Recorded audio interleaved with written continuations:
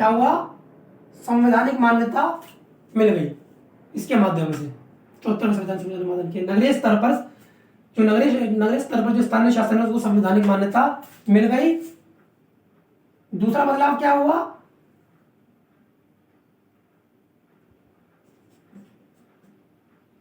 तीन संस्थाओं की स्थापना की गई।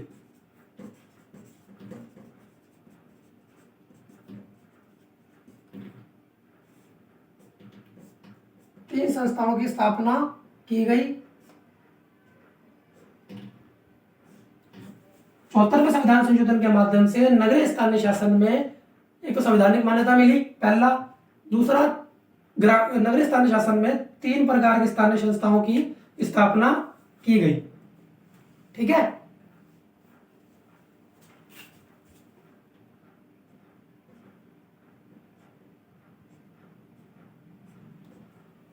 छोटे नगरों अथवा कस्बों में, मैं आपको बता दूं, छोटे नगरों अथवा कस्बों में नगर पंचायत की स्थापना की गई। किसकी की गई, नगर पंचायत की। ठीक है, और जो मध्यम स्तर के नगर थे, वहां पर नगर पालिका की स्थापना की गई। और जो महानगर थे वहां पर नगर निगम की, जिसे हम एमसीडी बोल देते हैं। ठीक है, तो क्या हुआ, तीन प्रकार की संस्थाओं की स्थापना की गई। छोटे नगरों अथवा कस्बों में नगर पंचायत का गठन कर दिया गया, और जो मध्यम स्तर के नगर थे उसमें नगर पालिका का गठन किया गया, और बड़े बड़े महानगरों में नगर पालिका की स्थापना यानी कि एमसीडी की स्थापना की गई। दिल्ली जैसे महानगर में नगर पालिका की स्थापना की गई है, और नगर निगम का आपने देखा होगा चुनाव होते रहते हैं स्थानीय स्तर पर। ठीक है, क्षेत्र के स्तर पर। दूसरा मतलब पॉइंट उसका यही हो गया। ज्यादातर सेम मिलेगा आपको, जैसे मैंने 73 में बताया कि संवैधानिक मान्यता मिली, ग्रामीण में भी मिली। 3 प्रकार की संस्थाओं की स्थापना की गई। 73 में भी यही था, ग्रामीण स्थानों में 3 प्रकार की संस्थाएं थी। ठीक, ग्राम पंचायत, क्षेत्र पंचायत, जिला पंचायत। ठीक है, इसमें बस पंचायत अलग हो गई, नगर पंचायत हो गया, नगर पालिका और नगर निगम, एमसीडी। ठीक है, हम बढ़ते हैं, कार्यकाल निश्चित कर दिया गया। इसमें भी सेम था, इसमें भी कार्यकाल क्या कर दिया गया, 5 वर्ष निश्चित कर दिया गया। और यदि दोबारा चुनाव कराने हैं, अगर भंग कर देते हैं हम इसको, तो दोबारा चुनाव कराने तो 6 महीने में करवाने होंगे। 6 महीने के अंदर चुनाव करवाने आवश्यक है, वरना कैसे चलेगा शासन। ठीक है, तो 6 महीने के अंदर चुनाव कराने आवश्यक है। कार्यकाल 5 वर्ष निश्चित कर दिया गया। ठीक है,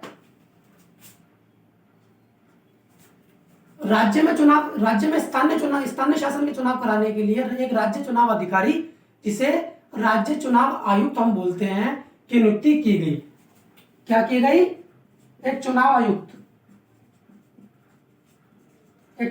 की नियुक्ति हुई। राज्य चुनाव आयुक्त की नियुक्ति कर दी गई। यही नगरीय स्थानीय शासन का चुनाव कराते हैं राज्यों के अंदर। ऐसे उसमें था ग्रामीण में भी, वही राज्य चुनाव आयुक्त की नियुक्ति कर दी गई, वही करवाते हैं ग्रामीणों में भी। ठीक है, एक वित्त आयोग की स्थापना की गई प्रत्येक 5 वर्ष में। किसकी, वित्त आयोग की। इसका काम था स्थानीय संस्थाओं को जो आर्थिक सहायता दी जाती है राज्य सरकार द्वारा, उसको निश्चित करना। क्या काम था, आर्थिक सहायता को निश्चित करना। जो भी उनको सुख सुविधाओं के लिए धन जारी किया जाता है उसको निश्चित करना। और सबसे लास्ट, महिलाओं को भी आरक्षण प्रदान कर दिया गया एससी एसटी के साथ साथ। और अगर राज्य चाहे तो अपने क्षेत्र के ओबीसी वर्गों को भी जनसंख्या के अनुपात में आरक्षण प्रदान कर सकती है। अब याद रहे, महिलाओं को 1/3 आरक्षण दिया गया इसके अंदर, ग्रामीण में भी और नगरीय में भी। कितना, 1/3 आरक्षण। ठीक है, तो दोस्तों उम्मीद है कि आपको ये 6 क्वेश्चन अभी तक समझ सही तरीके से आए होंगे। ठीक है, मैंने आपको 6 क्वेश्चन करवाए थे। स्थानीय शासन क्या है, संविधान के किस अनुच्छेद में स्थानीय शासन को लागू करने के निर्देश दिए गए हैं, मैंने आपको बता दिया। अनुच्छेद 40 में नीति निर्देशित तत्वों के अंतर्गत ये बोला गया है कि सरकार स्थानीय शासन की स्थापना करे, स्थानीय शासन को लागू करे और ग्राम पंचायतों की स्थापना करे। स्थानीय शासन से क्या लाभ है, मैंने आपको बता दिया था कि क्षेत्र समस्याओं का बेहतर तरीके से निपटारा हो सकता है, लोकतंत्र की शिक्षा मिलती है, अधिकारों के प्रति जागरूकता रहती है, और सबसे लास्ट भ्रष्टाचार में कमी आती है। भारत में स्थानीय शासन को कब संवैधानिक दर्जा दिया गया? मैंने आपको बता दिया, संवैधानिक दर्जा मिला उसको 1993 में। 1992 में 2 संशोधन हुए, एक 73वां और एक 74वां। 1973वां संविधान संशोधन ग्रामीण स्थानीय शासन से संबंधित है, और 74वां संविधान संशोधन नगरीय स्थानीय शासन से संबंधित है। ठीक है, 73वें संविधान